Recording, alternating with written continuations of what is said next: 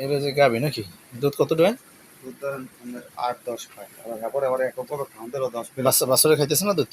না, বাছরে খাওয়ান না? আচ্ছা।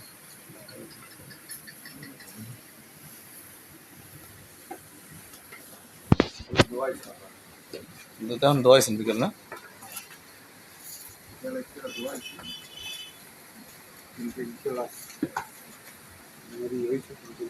সকালে হয় ধরেন বাছুর তো এইটা নাকি?